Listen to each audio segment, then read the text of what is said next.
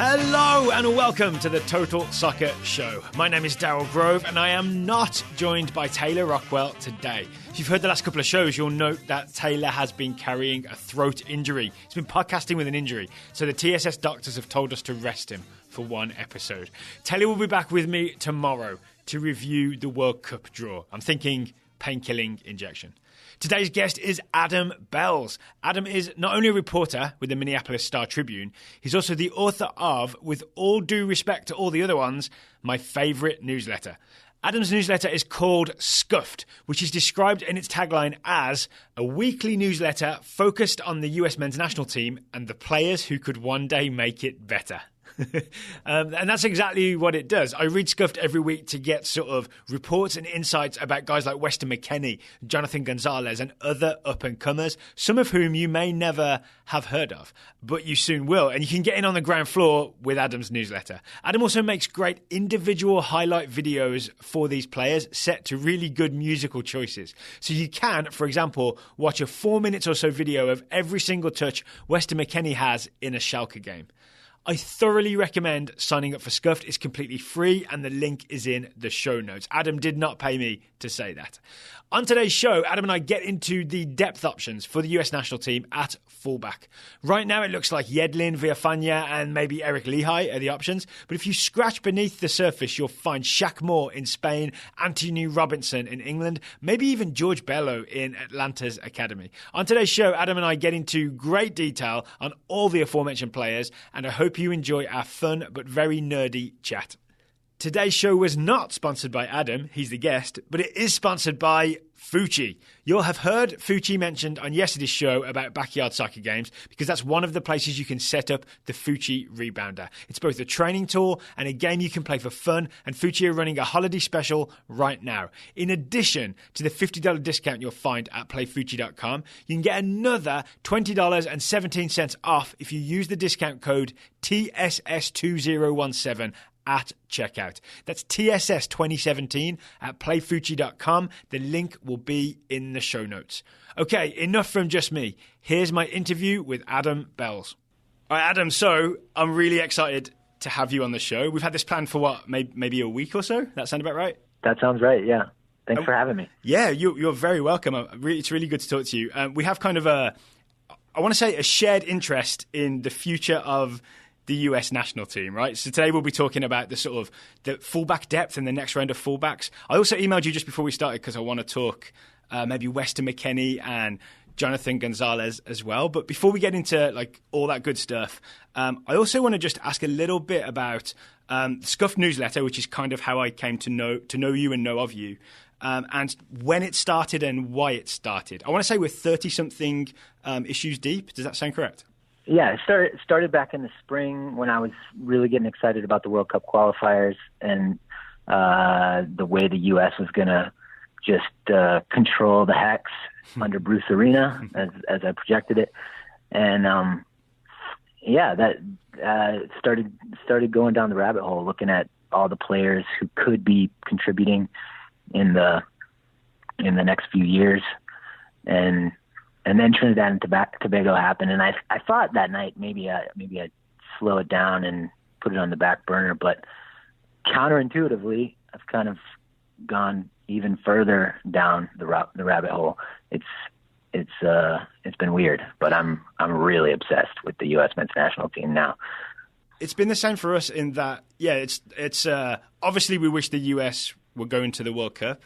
But because of we call it the recent unpleasantness, I believe Brian Sciaretta calls it the downfall. It really does mean that there's a huge opportunity to take a fresh look. I mean, on one side, like at the structure of American soccer, which is one thing, which we won't get to really think about in depth until maybe after the elections. But in terms of US national team selection, it really opens the door to a lot of exciting young players who maybe should have been there before, but at least they're going to get a chance now. And all of a sudden, there's not that much footage of all these guys, and we get to go out and find it, right? Thanks to the internet. If the internet's been good for one thing, which maybe it's only ever been good for one thing, it's to watch soccer from far-flung places. Yeah, it's possible now. We can watch Levante and Bolton. Yeah, that's not something you would have wanted to do beforehand, right? Right. No, I wouldn't be watching Bolton games if Antonee Robinson weren't there. Well, before we talk fullbacks, right? Because I know sort of the headline topic we're going after is fullbacks. I couldn't not talk to you about Weston McKennie and Jonathan Gonzalez. And the reason being that from reading Scuffed, I feel like you've, from making the individual highlight videos, I assume you sort of watch the whole game and pay very close attention to what each player is doing, because you have to, because otherwise you wouldn't be able to catch it and edit it into the highlight package, right? But it seems to me also from the writing, you have a really good sort of feel and opinion for exactly what type of player each of these guys is. I want to start with McKennie. I think a thing you wrote recently was that a lot of people think of him as a number 6, like a defensive midfielder, but that's not really his game. And I agree, but I want to really dig into that. Yeah. You know, I know Taylor always teases you about being obsessed with McKennie, and I will say he would find me totally insufferable because I think he is. I think McKennie is. He is just something completely new. He's not. He doesn't have the. He doesn't yet have the Jermaine Jones screamer from 30 yards in his arsenal that I can see. Yeah. But in terms of like building the attack and then even playing that final ball, he just has. I think he's the best passer in the U.S. player pool already. You know, based on his last few appearances, though the Revier Derby notwithstanding. Yeah, I guess we can get into that. So yeah, to me, the other part of his game is he weirdly is a defensive midfielder, but not in the sitting deep Kyle Beckerman kind of way. More in the like I'd say it's a number 8 type thing, but it's almost like an advanced destroyer type thing. As in, he'll. It seemed to me for Schalke like Max Meyer, the other midfielder, would stay a little deeper, and then McKennie has license to just go and chase after the ball in a way. And like I think that's a huge upside. But I kind of think that's what let him down in the Revier Derby, is that maybe he was a little too eager to go chasing, and he left big holes behind him when he didn't get there first. Yeah, I listened to you guys' show. I thought about it, and I thought maybe you were a little hard on him. Yeah. But because that game went south on Schalke for, I don't know, complicated reasons. But you know, and that yellow card to me was the main reason he was yanked. Oh yeah, I mean, I agree with that, but I think it was a dumb foul. It's his fault that he got the yellow card, right? Because he went chasing too hard and he fouled someone, and so it's not an accident that he had the yellow card. So I think the reason I was so hard on him, and it felt bad, it was like being hard on my theoretical kids, is that the reason he had the yellow card was his own fault. So you can't excuse him being substituted just because he had a yellow card, right? That yellow card didn't just accidentally fall on him. Right. He went out there and earned it. He did, no doubt, no doubt. I just think when he gets the ball on his feet in the opponent's half, he is looking to play a killer ball. Yeah. And he has the technique to execute it. Like he can chip the ball over the back line, or play the inch perfect through ball on the ground. I mean, he's shown that in several games recently. And when he's doing that and Christian Pulisic is on the other end of those balls, man, oh man, that's going to be fun to watch, I think. So when do we get to see that? Maybe in, I want to say March is the next round of FIFA dates when the US could theoretically call up a full squad. So that we may get to see that in March. A McKennie through ball with a Pulisic running onto it. That's some exciting stuff. I'm also hoping that in March, it is exciting. The guy sitting in the actual defensive midfield spot behind those guys will be Jonathan Gonzalez, the American midfielder playing actual defensive midfield at Monterrey in Liga MX. I think you've done an individual highlight video of Gonzalez as well. Am I right, or have I imagined that? Yeah, I've actually done a couple of those. I've watched a lot of him this fall. That's exactly what I hope for too. I think, you know this, and a lot of people know this by now, but when you watch Gonzalez play, he's not super ambitious with the ball. You know, he doesn't play long diagonal balls or try to play line breaking passes a lot. He sits deep and he just makes things extremely difficult for the opponent. And he's got the quickness and apparently the game intelligence to break up a lot of play. And then he has a knack for coming out of a scramble with the ball. Yeah. I think that's a real thing. It's kind of hard to quantify, but he he does, and then he just plays simply, to a teammate. What do you see with him that with regard to that? I see exactly that. Yeah, I think there's a lot of him. Like unsung work where you see him sort of scampering left and right from that defensive midfield spot. It's like he's always moving, but within a certain defensive zone, and he's always closing down passing lanes. So I think there are sort of balls that opposition teams don't play because he shut it down early. And maybe that's not even going to get noticed by commentators. It might not get highlighted or looked at by fans. But I feel like, people who watch it like nerdily and obsessively, like you and I, would definitely notice that. And that makes it much, much tougher for an opposition team. Obviously, you can't break the lines if Jonathan Gonzalez is covering it every time. So much that I can't remember if I said this to Taylor on air or off air, but I almost feel sorry for his centre-backs because they don't have enough to do because he's cutting it out before it even gets to them. It's true. Yeah, it's true.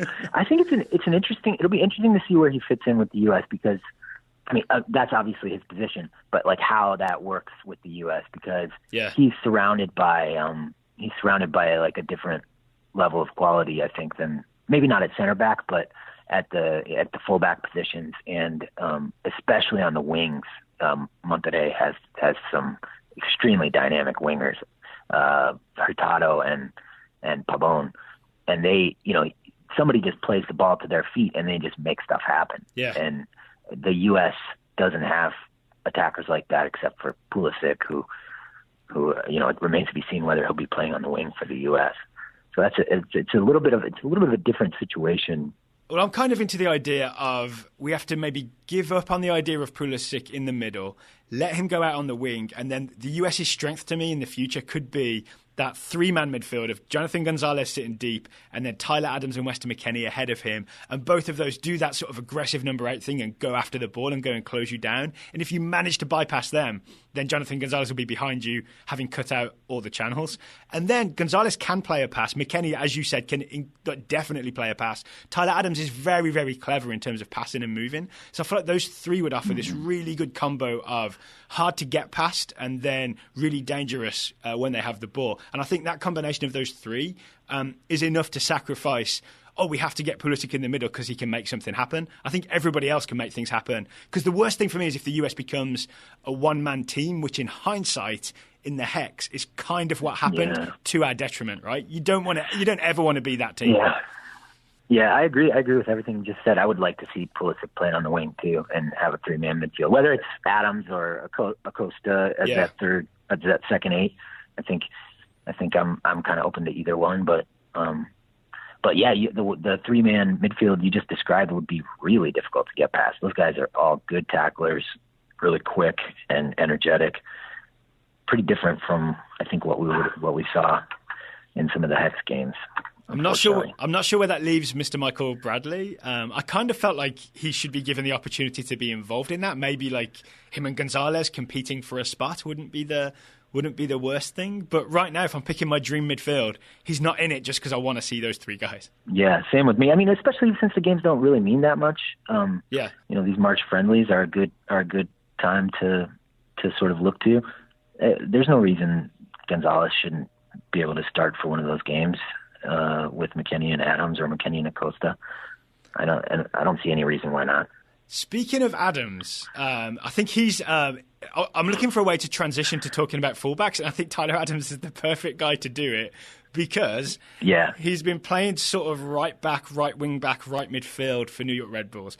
Everybody sees him as a central midfielder going forward because I really think he's that higher quality of player, sort of kind of now, but also potentially even more so in the future, that he should be a central midfielder. But I also, it's like a guilty pleasure that I kind of want to push him to right back, just like for the near-term future. I kind of wish we'd done it through the Hex, to be honest, to either as an understudy to Yedlin or instead of Graham Zusi. I think he would have done a better job. And I was wondering where you stand on that from watching Tyler Adams.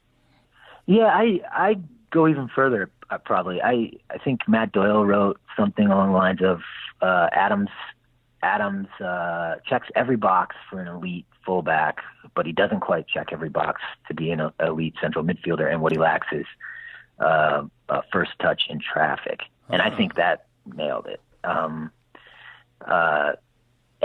you watch him for Red Bulls, is particularly down the stretch at that right wing back position, and he just absolutely bossed his side of the field in like a couple of games. He's so competitive. He has this like big personality. It seems to me. He's got a little bit of a mean streak, and man, he just makes that side of the field his own. And he has some technical ability. You know, like you said earlier, he can play a pass, a line breaking pass, and I'm not sure we have other fullbacks in the pool right now who can. And he can combine well with the central midfield and with whoever's playing ahead of him. And he's started to show that he can put in a good cross, and he's a good defender. I don't know if he's as locked down of a defender as people think Yedlin is, and I'm not sure Yedlin is as locked down of a defender as people think he is. But he's a very good one-on-one defender. Plenty of athleticism, plenty of competitive spirit. I'd like to see him at right back, honestly, or at a minimum right midfield, because there's just so much competition for playing time in the center of the pitch. And like, I go back to what Doyle said about his first touch in traffic. I'm not sure it's quite there. I'd never really thought about that. People will disagree with that. That's something I'll keep an eye on there. I'd never considered that. I'll take a look next time I see Tyler Adams play. Hopefully sooner rather than later. You mentioned DeAndre Yedlin. He's had a bad couple of games in the Premier League. I think we talked on the show. We saw the game against Watford where he scored the own goal and was at fault for maybe one of the other goals. I just watched sort of extended highlights of Newcastle versus West Bromwich Albion, finished 2-2. Yedlin was involved in Newcastle's later equaliser because he got down the wing and won the free kick, but he also basically was at fault for both of West Brom's goals. Have you seen this already? I saw the first one. I saw the first goal, which he sort of overcommitted forward, and then the ball went over his head, and Kieran Gibbs made a nice first touch. Yeah. What happened on the second goal? Second one was a cross from the other side. I can't remember the name of the player that scored it, but Yedlin was essentially marking him or with him and jumped for the header and missed it, and the attacker scored the header at the far post. So two missed headers. Yeah, it's kind of two Graham Zusi-esque missed headers. You know the way that Zusi would sometimes like be drifting a bit too far, then he'd go for the header and it would just float over his man bun. There's a little bit of that with Yedlin, just minus the man bun.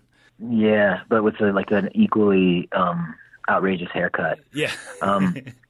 So it seems to me there's like several. Yedlin has some weaknesses. He's not good in the air. Like in that Manchester United. So I didn't know he got beat in the air against West Brom. Yeah. But in that Manchester United game a couple weeks ago, 2 of their 4 goals were just Yedlin getting out jumped, right, and somebody, nodding it into the net. And I don't. So that's a weakness. The thing that we think of as Yedlin's strength is like he's really fast, and under Rafa Benitez he's become a very, very solid defender. Yeah. And I guess wouldn't you say these last few weeks have called that into question? Yeah, the very solid defender part. Yeah, I think he's in a little bit of a dip of form defensively, especially the last few weeks. I mean, it's not like I want to give up on him altogether, but I think this is the thing we emailed back and forth about, right? That maybe if we're looking at who are the potential US fullbacks, obviously there's a gap at left back, but we maybe shouldn't just assume that DeAndre Yedlin is the only contender at right back and no one else can touch him. Right. I think there's a certain portion of the fan base that's like, Yedlin's going to be the right back for the next 10 years. Well, he's the most high profile, right? Or whatever. He's easily the most high profile right back, and so therefore everybody pencils him in immediately. I'll be honest, I did a US 11 recently, and he was my right back because I didn't really think of anyone else. But that was before I saw the Watford and West Brom games. Yeah, yeah. Well, and then I watched the Portugal friendly a few times pretty carefully. And I noticed that Yedlin's final ball, he's able to, with his pace and with some good passers around him, he's able to get into space in the corner, in the other team's corner. But his final ball is iffy, I'd say. Right. It's not Beckham-esque, right? No, it's not Beckham-esque. It's not. I mean, so he had that great pass for the opener against Manchester United with Newcastle. Yeah. Do you remember that? Yes. Yeah, that was really nice. I'd love to see more of that. But against Portugal, he had several chances to put in a ball like that or to beat somebody one-on-one, and he can't really come in on his left foot. And if he's not crossing accurately on his right foot, what's he offering going forward? Well, maybe the best thing he can do is get fouled, as he did against West Brom, and then someone else can cross the ball. Right.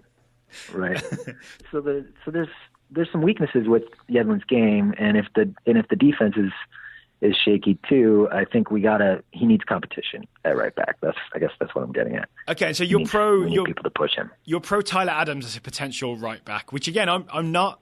You've kind of persuaded me to be more in favour of that idea than I was previously. We could even then maybe sneak some other people like Kellen Acosta or Michael Bradley back into central midfield.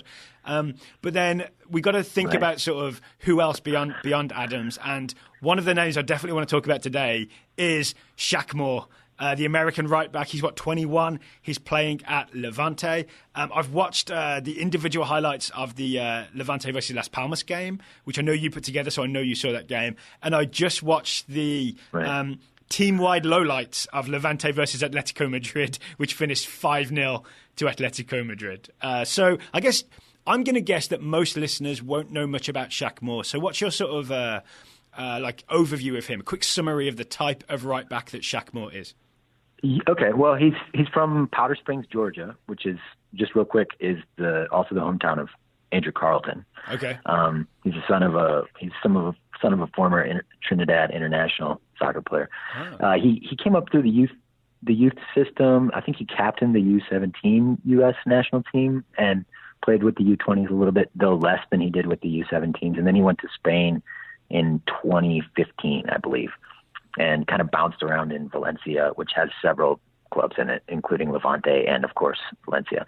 And he landed at Levante in August, or July or something. And he sort of worked his way into the first team. They had their best player, or I don't know if he's their best player, but he was their captain, and their first choice right back went down with an ACL rupture the third game in the season. So that's kind of what opened the door at right back at Levante. And then the backup to that guy is 34 years old, and has kind of had some nagging injuries. So it's historic that Moore got a start in the Liga. I think he's only as far as I know, he's the fifth American to play top flight Spanish soccer. And the other names are pretty big names: Tab Ramos, Oguchi Onyewu, Casey Keller, and Josie Altidore. And he's almost got as many minutes as Josie Altidore had at Villarreal already. So, what kind of right back is he? He's strong, and he's got good straight line speed. It seems to me, kind of average first step. And, he was reliable on the ball in the first half of that Las Palmas match, which ended in a 2-0 win for Levante. But around halftime, he started to really struggle, and I think his discomfort on the ball increased. So yeah, I agree with that. The footage I've seen of him, he looks like someone who, it's not like he necessarily has a bad first touch or can't pass or whatever. I'd almost so I've played right back several times, even though it's not my favourite position at my amateur level, to make sure that I'm not comparing myself to Shaq Moore. But I know that feeling of knowing that I can make this pass, but for some reason it doesn't quite come off, and you just kind of get in your head that it's not quite working. You know what I mean? And I feel like he kind of had one of those games where he just wasn't fully confident. And the thing, if you suddenly become self-conscious and you think what am I doing with my hands kind of thing, and it's a thing that you don't normally think about, he seemed to have that kind of self-consciousness about his passing in the second half. And I think maybe that's just about being 21 and playing in La Liga. Yeah, I mean, it's such a tech. I don't watch a lot of low to mid-table La Liga, and it's just impressively technical. You've probably watched a lot more of it than I have. I doubt it. It's good, and if he goes, if he's not pushing forward and creating some sort of threat with his passing forward, then his side of the field collapses, and that's kind of what happened against Las Palmas. Right. He started putting his center backs in tough spots, and because they knew he wasn't going to try to pass forward because he was too scared. So, on the other hand, he did some really nice things. I think, particularly in the first 20 minutes, he showed that he could beat people around the corner. Mm-hmm. He seemed to have pretty good awareness. He intercepted several passes, and he he played simply and cleanly for the most part. It's just, I think he made a couple mistakes around the hour mark, and things kind of went south in that match. The one thing that really stood out to me, maybe we'll save Atletico Madrid because it's kind of a team-wide disaster. Yeah. But the thing that really stood out to me watching him, actually against Atletico, but also against Las Palmas, I ended up being weirdly impressed with his defensive footwork. So I don't know if you saw this. Oh, yeah, you did. We were in on Twitter conversation about sort of how low his defensive crouch was. So when he's like one-on-one and someone's going at him, he crouches very, very low. And my immediate reaction was that I'm not sure I like that. That looks too low, because you do have to crouch a little bit when you're defending, right? But if you get too low, you suddenly can't take off in either direction.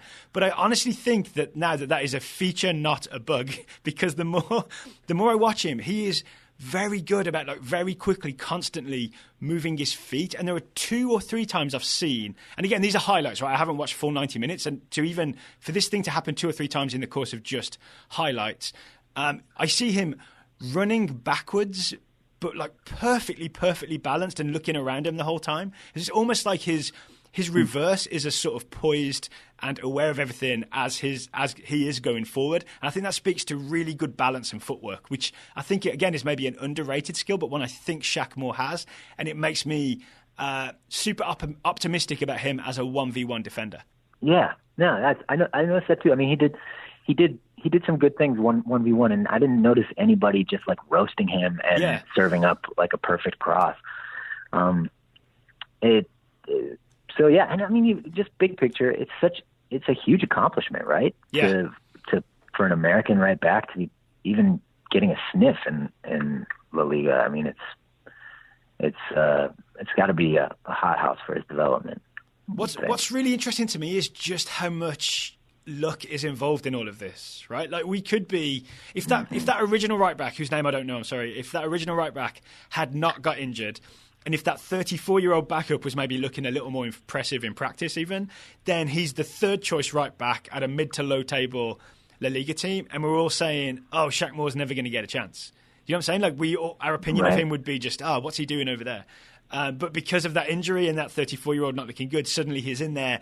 And it's about taking your chances, right? It's about sort of taking hold of the opportunities. But I definitely think there will be some players who don't get opportunities, and then we don't, spend 15 minutes talking about them on a podcast, and they don't get their highlights spread all over Twitter and in newsletters like the Scuffed newsletter. And I just think it's there is an element of luck, and I think we should maybe bear that in mind when we dismiss other players who maybe don't seem to be doing as well. Yeah, no, totally. The world is so random, and in his case, definitely an element of luck. And he has four more chances, 4 more La Liga matches before the January transfer window. Where I don't have any special insight into the front office at Levante, but I would think that the thought has crossed their mind to pick up right back in the transfer window. I see. So he has 4 chances to discourage them from doing that. I would think. That's just me speculating. But that's interesting. Yeah, I hadn't thought that. That will be a thing to keep an eye on in January, is if Levante are linked with any other right backs. Right. Yeah. Totally. So should we talk Atletico Madrid for a second? So it finished 5-0 to Atletico Madrid over Levante. I want to say Shaq Moore was at fault for at least one of the goals, but lots of other Levante defenders were very significantly and very sort of obviously at fault for goals as well, including one guy who tried to clear it off the line and accidentally just like trapped it and fell over and let Gamero score. Yeah, just teed it up like a field goal, like a field goal placeholder. An own assist. He got an own assist. That's right. I've never heard that one. The first 2 goals were both like that. I mean, one was an actual own goal, and then the second was an own assist, and Moore had nothing to do with either of those. So it's 2-0 going into the break. And, Atletico Madrid is coming at Levante with like a world-class attack. Yeah. They got Antoine Griezmann, for instance. But I would say Moore was at least partially culpable in all 3 of the second half goals, and they all happened in like a 10-minute period. Yeah. One was kind of he kind of intercepted a pass, but it popped up backwards, like right at the top of the box, and it popped up backwards, sort of like 10 yards back towards midfield, and he kind of, his momentum just carried him deep, and then the player from Atletico Madrid who picked up the ball just passed it to somebody who was behind the line, who was held onside by Moore because he had just kept running after he blocked that pass. That was the third goal, I think. Yeah, I've got in my notes that he was 100% keeping Gamero onside for the third goal. Right, yeah. And then Griezmann score the fourth and fifth goals, and Moore should have been marking him on both of them? Or? My read is the fourth goal, the centre-back was marking him, but Shaq Moore should have been providing some double cover. So when Griezmann beat the centre-back, Moore was too far away to step in and help. And he wasn't marking anyone else, so he was kind of just doing nothing at the back post. And then the fifth one is essentially him trying to charge forward, and it's like a loose touch off of his chest, and it's intercepted, and then Atletico sort of just shove it back down Levante's throat, and I think Griezmann scores. Yep, exactly. But you wouldn't from the highlights, I wouldn't even pick him out as the worst defender, though, or the worst culprit in that game, because everybody else was so poor for Levante. Yeah, okay, that's good to hear. Yeah. So not a shining moment. I guess we'll get to find out. Levante plays Malaga tomorrow, and it'll be interesting to see if he's in the starting lineup or not. Yeah, see if they've made any changes. The 34-year-old started in a cup match in the middle of the week. So we'll see. All right. I don't think he's. What do you think? What do you think of Moore? Where do you put him in the depth chart at right back? Do you even call him up for the United States? I think yes. I would call him up, but mostly just to get him involved, if that makes sense. Like if I'm picking my top two right backs, they're probably Yedlin and Adams at this point. But I think I'd want to call him up just to get him in there, get him involved, and see what he does. Like you said, because there's nothing really on the line for a while, it's a good time to give people looks, get to know them so people can meet him and be like, hey, who's this guy? You know what I'm saying? So I think I'd definitely find a way to get him called up. But I'd also say the same for the next guy we're going to talk about, who is on the other side of the field. It's a left back, English-American, I'm going to call him, left back, Antonee Robinson. Hey everybody, this is Daryl here from the future, cutting in with an ad break. Don't skip, because this one's really important. This is the final ad read, at least for now, in our Squarespace campaign. So if you've been listening, you'll know that the reason we're advertising Squarespace is that we're big fans of Squarespace. We use Squarespace to host TotalSoccerShow.com. It's made it so much easier, so much better. So we use Squarespace. We love Squarespace. We think you should use Squarespace too. So that we're all clear on what Squarespace is, it's a host for your website, and it's a platform for your website, which means when you design your website, when you update it with content, Squarespace is the platform that you use. The great part is you don't need to have sort of super technical design skills to do it. When you're putting a page together, you literally click add a block, and you can add a block of text, a block of image, a block of an audio player, which is what we do, all kinds of blocks for whichever type of content you want to add, and then you just drop it in there, and you are good to go. And obviously, you can get a cheaper host. You can get a cheaper platform. But the reason they're cheaper is that they're not as good as Squarespace. So if you're thinking about launching any type of website, whether it's for your podcast, whether it's for your photography, for your portfolio, whether it's sort of an e-commerce store where you're going to sell something, we recommend that you use Squarespace. If you already have a website with a different platform, then you could switch to Squarespace, and the customer service people will help you to do so. So if you're ready for a website that you love, a website that stands out, go to squarespace.com. You get a free trial when you can design it and see if you like what you're doing. When you're ready to launch, use the offer code TSS. That's TSS for Total Soccer Show, TSS, to get 10% off your first purchase of a website.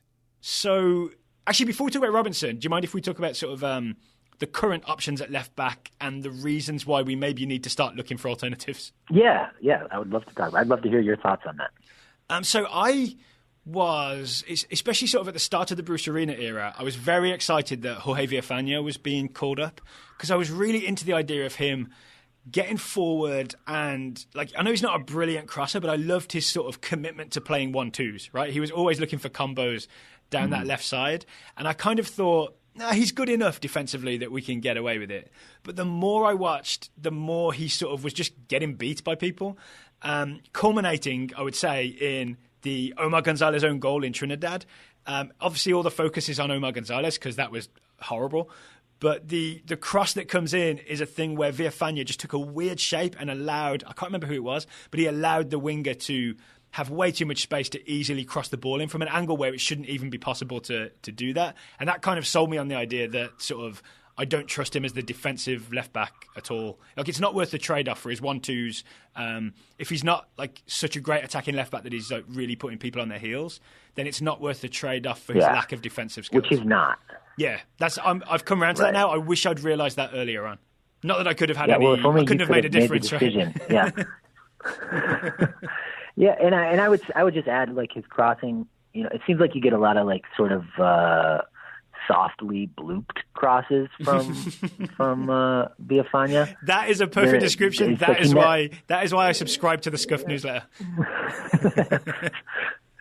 I guess we're in agreement about that. Yeah. I don't mind him continuing to be called up because it is such a position of weakness, but we need to look for other options. How about Eric Lichaj? I know he's the one that a lot of people want called up, and they got that recently, right? They got it in the Gold Cup, and they got it. I say they like there's some sort of mob.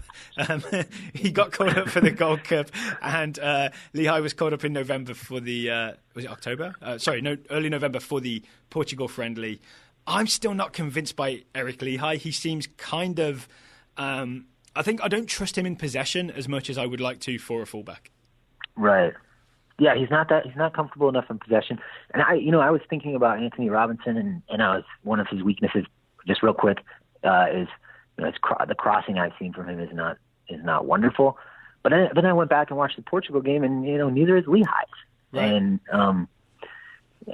I think Lichaj, if you had to win a game, say in the World Cup, I think right now, Lichaj would probably be my first choice. He's a more trustworthy defensive left back, right? Yeah. But Robinson's a more exciting option, right? Robinson is the more exciting option based on what we've seen. Okay, so can you, I'm assuming you have it, would you mind giving people the quick backstory on Antonee Robinson, 20-year-old left back currently with Bolton Wanderers?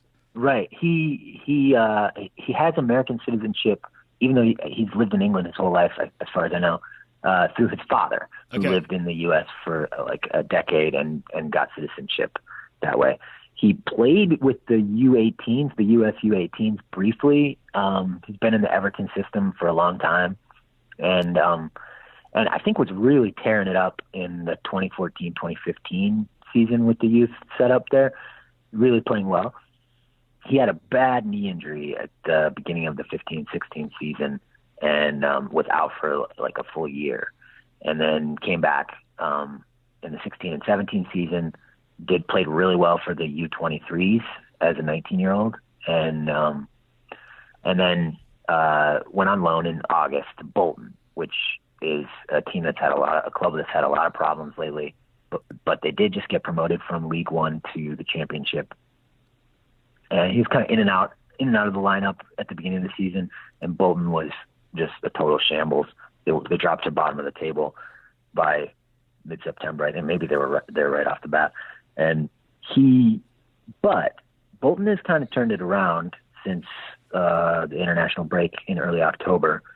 They got stomped by Wolverhampton, as I'm sure you know. I do. Over the weekend. But before that, they hadn't lost in 7 matches, and Robinson had basically locked down the starting left back position. I think he has 5 straight starts. And so you made individual highlights of his game against Preston, right? So what style of player would you say he was? Like, what's his game all about? He's not blindingly fast like DeAndre Yedlin, but he's plenty fast. Yeah, he's not slow. I would never call him slow. No, yeah, he's fast. And he's very left-footed. Probably calling it cultured left foot is a little much. Yeah. But he's really clean on the ball, really comfortable with the ball at his left foot. I have in my notes that he's smoother than Yedlin on the ball, and he has sort of the shimmy of a winger, if that makes sense. Like, wingers just have that move where they actually do a trick. They just move their hips a little bit, and the defender falls for it.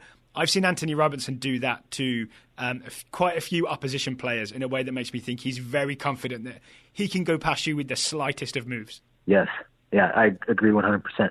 He's also strong enough to hold on to the ball. He's not a small guy. I think he's 6 foot. I just looked him up before. He's 6 feet tall. Is he 6 feet? Yeah. Okay. Well, Wikipedia says he's 6 feet tall. So Wikipedia's probably right. Wikipedia go out and measure everybody, right?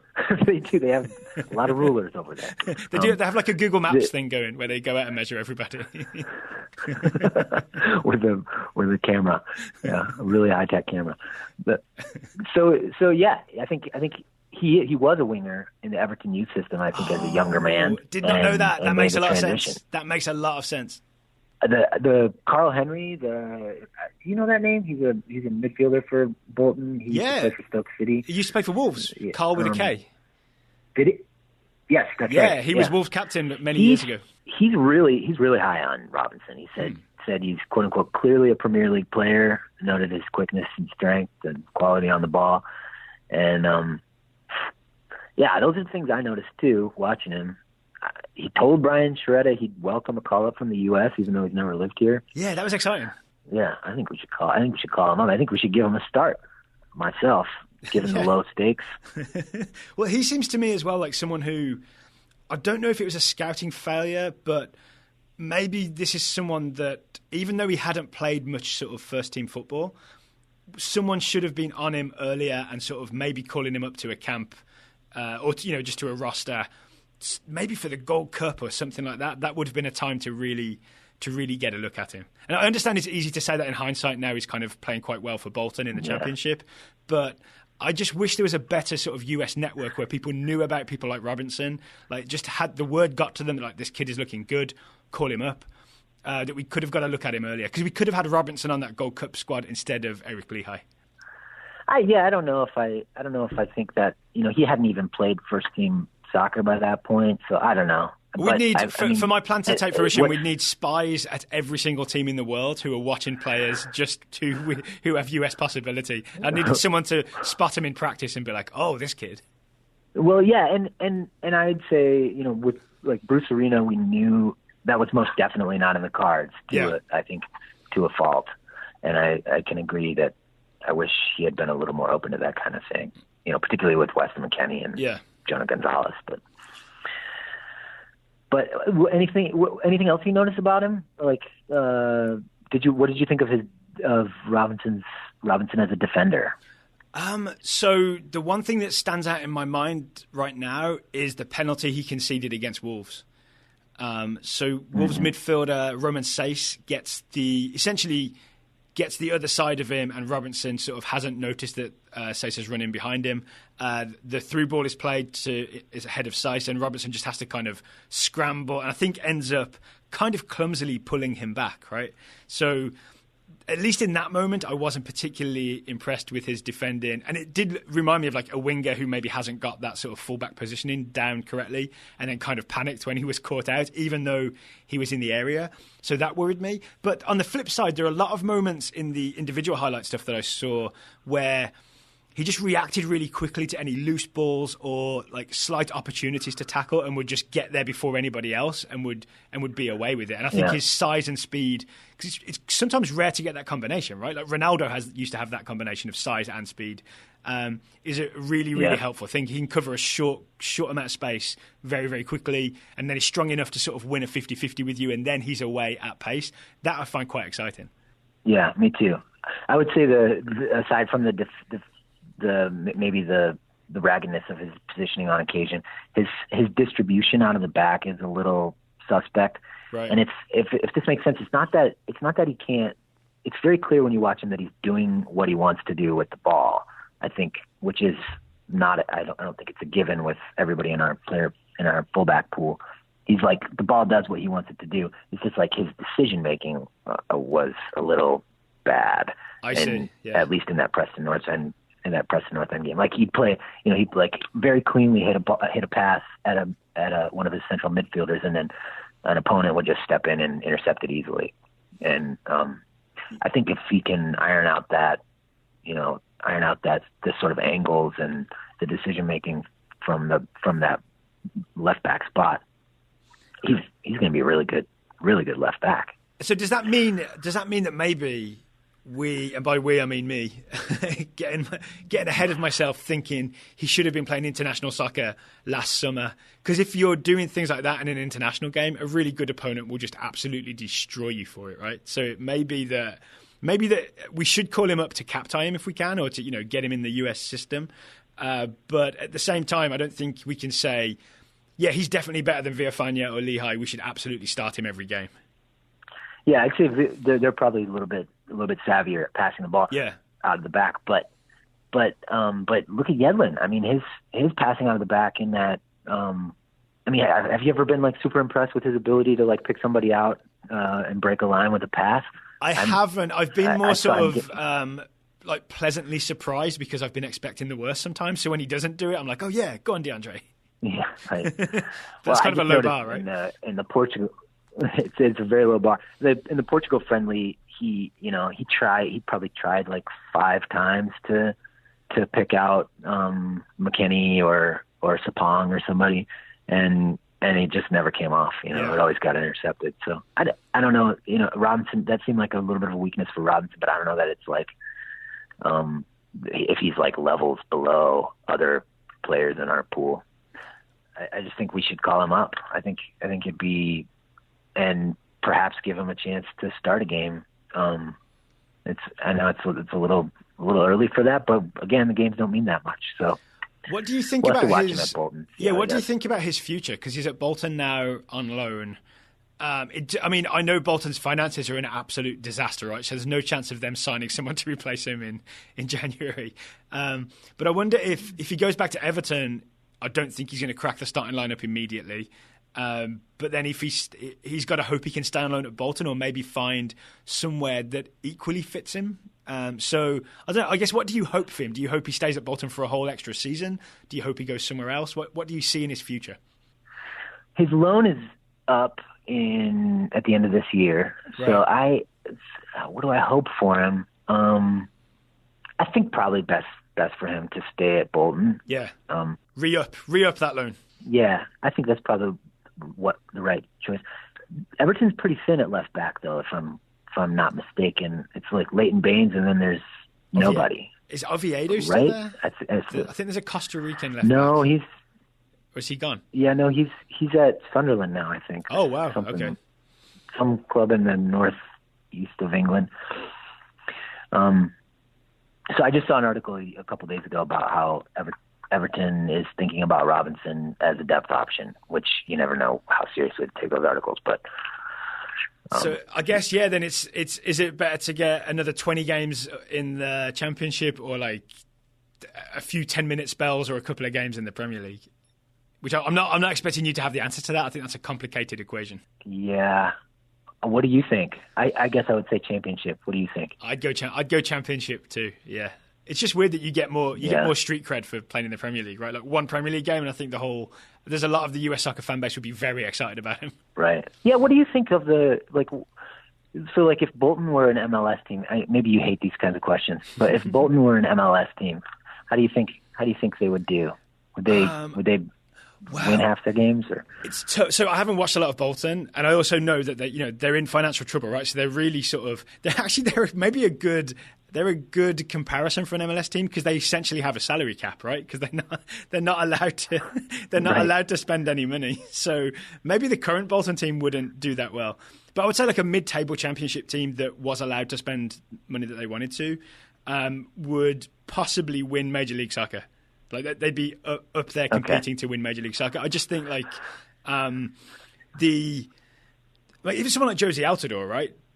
How great he looked for Toronto last night, scoring that goal, and I think he's a high quality striker. He struggled in the Premier League, so you would say he's maybe more of a Championship caliber player if he went to England, and he's a designated player in Major League Soccer. So you've got that angle, and I think the Championship squads are just much deeper than any Major League Soccer squad. They've got way more quality and depth, especially outside of the first 11. Yeah.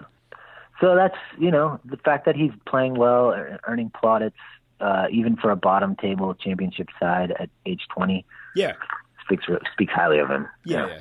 I've got one more left back I'd like to talk about. I watched a bit of the USA under-17s versus England under-17s, and I'm assuming you did because I saw some tweets. And I got a little look. I watched some of it. You watched some? Yeah, I did too. I didn't watch the whole thing, but I got a little look at George Bello.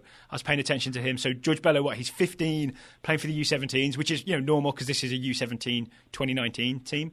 And he's with the Atlanta United Academy, where he's 15 and he's playing with the U19s, and he was captain in the US under-17s. And I thought he looked like the future. Yeah, he was probably the standout field player for the U.S. last night, didn't you think? Yes, absolutely. He looked like it's very rare for me when you see a young left back who the opposition team looks scared to attack down his side, because any time an English right winger would get the ball, he would just be on them like they were made of metal and he was a magnet, and he was just on them immediately with some really sort of smart, aggressive tackles. And then he looked kind of good on the ball, and he put in a couple of nice clipped crosses. So it's very silly to get overexcited about a 15-year-old soccer player, but I really think he's a left back we'll be talking about reasonably soon. Yeah, like 2-3 years time. Yeah, I agree. I mean, you never know, of course, but yeah, he looks very athletic too. Yes, which I think sort of popped off the YouTube screen. Yeah, that he was like. Especially for 15-year-olds, right? 15-year-olds are often kind of skinny and they look like their muscles are fully developed. Like, Bello looked ready to go. Right. An example of that would be Gianluca Busio, who is, getting a lot of attention as these things go. He looked like a little boy out there, kind of. Yeah, he did have a few. Busio had a few good dribbles, but eventually got muscled off the ball by some bigger English lads kind of thing. Whereas Bello was doing that to the English lads, which, that's right. It got me thinking Greg Garza. Did Greg Garza just join Atlanta permanently? I think I saw a story. But I'd be looking over my shoulder in 2 or 3 years' time thinking, I better stay on my game. This Bello kid's coming for me. Yeah, it'll be really interesting to see what happens at Atlanta, right? Yes. Will Bello get into any game day rosters? And maybe that's a bridge too far. But will Carlton? Gosling. Chris Gosling. Right? Yeah, I like Chris Gosling. A lot of good young players there. Yeah, I'm just crossing my fingers that Tata Martino is someone who's willing to give those players a chance. We won't know until next year, right? Next year is the year where, I was thinking of Andrew Carlton as someone who, he was basically busy with the U17s most of last year, so I can understand why he didn't really get involved. I think he got 4 minutes, right, for Atlanta, but 2018 is a year where there's no youth soccer tournaments going on that he's going to be involved in, and it really is all about how many minutes can he get for Atlanta United's Major League Soccer team and or their USL affiliate in Gwinnett, I believe, which doesn't have a name yet. Right. It's a little discouraging that did you see these rumors that Atlanta is looking at this 18-year-old attacking midfielder from Argentina, Ezequiel Barco, who looks very good. And he's only a year older, not even a year older than Carlton. Yeah. I was a little discouraged by that. So it seems that maybe one of the sort of the three attacking midfielders that they have, or maybe Martinez even, might be getting sold at some point, right? Was it Assad, Viaba, and Almiron? Maybe there's a chance they lose one of those guys. So they're looking at Barca to step in to join that attacking three. And I wish it had been Carlton, but I also kind of understand from Martino's perspective not having full faith that we can just put Carlton in there and play him 90 minutes every week like we did with the previous three. Right. Yeah. I mean, it wouldn't be the first time an 18-year-old Argentine soccer player is better than a 17-year-old American. And it definitely wouldn't be, sadly, it wouldn't be the first time that an Argentinian playmaker is keeping some US players out of the lineup, right? That's definitely a trend in MLS. Right. Yeah. Hey. All right, so I feel like we've covered a lot of players there. Maybe we should end it there so we don't list too many names at people. Unless, do you have any other sort of standout players that you wanted to highlight today? No, I don't think so. My sense is people should be really excited about Antonee Robinson. Yeah. People should keep watching Shaq Moore, and I guess we'll see how things go before the March friendlies, because that's, I think, a good chance for the team to sort of coalesce a little bit more before the next cycle kicks off. So the place to do it would be check for Levante to see if they'll be on beIN Sports or beIN Sports Connect. If you've got a subscription to beIN Sports, the channel, you can use beIN Sports Connect, and there's a lot of stuff that you didn't know you could watch is buried somewhere on beIN Sports Connect, right? There's like 10 or 11 channels. Levante could be playing there. And then I think Watch ESPN, or ESPN3 as I still call it, will have some Bolton games, some championship games. So look out for Bolton Wanderers and get a look at Antonee Robinson. Or, Adam, a thing people could do is subscribe to the Scuffed newsletter, because then they'll get sort of the full report from you, and they'll get the individual highlights that you, I assume, spend hours putting together. Yeah, thanks for the plug. It's if you can find me on Twitter. It's my name backwards, ZLEBMADA, Adam Belz backwards. And you can sign up for my newsletter there if you want. Does that sound right? That's right. I'm not Croatian. I'm not Croatian, but that's my name backwards. But I'll put a link in the show notes to both your Twitter handle and to the Scuffed newsletter, and then people can follow up and appreciate it. Click that link and subscribe. Have you got a couple minutes? I know, because I know you're kind of at work, so you may have to go. So one thing I meant to talk about at the start and forgot to ask you about is obviously Scuffed newsletter is not a full-time operation, but you are a full-time writer, correct? You're a journalist. Yeah, I'm a City Hall reporter for the local newspaper in Minneapolis, Minnesota. And I write about soccer as my primary avocation. So it just kind of got me thinking that there are soccer jobs getting cut all over the place that we've seen recently, because various magazines or whatever do not have enough funding to keep things going necessarily. But it really struck me that maybe the future is professional writers / journalists like yourself essentially working overtime to produce quality soccer content. So all we need is for the journalists and writers to just take on a second job providing us with soccer content. Yeah, I mean, it's a tough business, as everybody knows. Nobody's figured out how to make money advertising next to news content on the internet. Nobody's figured out how to make very much money that way. And until some dramatic technological or innovative thing happens, there's going to continue to be a contraction, I think. Yeah, so like that kind of journalism. Banner ads and clickable ads are just that they don't seem to be enough to fund websites. Yeah, advertisers aren't taking the bait anymore. They realize that nobody wants to click on those things. Yeah.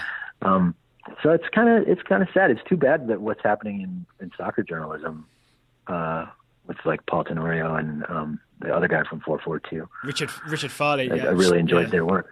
Yeah, right. Same here. I mean, I'm hoping they find somewhere else picks them up, or they have successful freelance careers. I think that's also a possible way to go. One thing I saw floated around, if you don't mind talking about this, is someone suggested the business model of something called The Athletic, which I hadn't heard of before, which seems to be a lot of good sports writers, but all behind a paywall. So maybe that could be the future for soccer journalism in America. Like, it's never going to be mainstream, right? It's not the NFL where like everybody is watching it. But I think there's a passionate niche of people, and I think there is an opening for some like an online publication that just doesn't go like chasing clickbait and like the 100 best strikers of all time and that kind of stuff, but writes genuine in-depth stuff. And then you have high quality writers behind a paywall. I would pay a monthly fee to access that content. Yeah. I mean, it's a fascinating experiment they're doing. We have a hockey writer here at the paper here who's like has sort of a national profile. Minnesota's a big hockey state who went to The Athletic, and everybody's kind of watching to see how that goes, I don't know. I mean, for me, would I sign up for a subscription-based soccer news website if it was really good? But how much really good stuff is there out there? I don't know. Yeah, I mean, it's always a chicken and egg thing, right? It's always a chicken and egg situation, because you want like I'm imagining a website with like all kinds of high quality content and all my favorite writers writing brilliant sort of insightful stuff about American soccer back there, but it's kind of hard to get that up and running unless you have the subscriptions. It's kind of hard to get the subscriptions until you have the content. So you'd essentially need a ton of venture capital poured into it to get it going. Right. Yeah, I was just going to say that you need some investors who think that it'll work. Yeah. The Athletic is a hugely interesting experiment, I think, because we'll find out how that works in a few years. If they continue to stay in business and keep hiring people. So maybe as soccer fans, we should all be watching it to see how it works out. I mean, I know do they do some soccer coverage? Because I've never read it, to be honest, so I don't know if they cover soccer at all. I don't think at a minimum, it's not a priority. I don't think they may not have any soccer coverage. But, for when it comes to like moving towards relying on subscriptions, that's also a strategy at the Washington Post and the New York Times. Right. They're both. Yeah, I mean, I subscribe to the Post. Yeah, you do 10 free articles a month, and then you have to subscribe to read the rest. Like, I think that might be the best compromise that places have come up with so far. It's the least worst bad idea. Yeah, no, it seems to be working to some extent. Yeah, I mean, both the Post and Times are getting a lot of subscribers. How does the Post do covering Richmond? I guess they have people at the Capitol there, huh? Yeah, they do. Yeah, they have a lot of sort of, not a lot, but they have some local coverage, because obviously there's all those people in Northern Virginia who are really DC people, but they live in Northern Virginia, so Virginia politics especially affects them. So they do a good job of Virginia politics from what I read. And then of course the Stephen Goff soccer writer, keeping him employed is important if you want some good soccer coverage. So Adam, thank you again for taking the time to come on the show. I know I've taken you away from work for almost an hour now, so I appreciate you taking the time to talk to me. I've enjoyed it a lot. Thanks, Daryl. I'm a big fan of the show. Oh, thank you. Thank you very much. Yeah, and once again, the link to Scuffed, the newsletter, will be in the show notes. Definitely click it and have a read of Adam's work.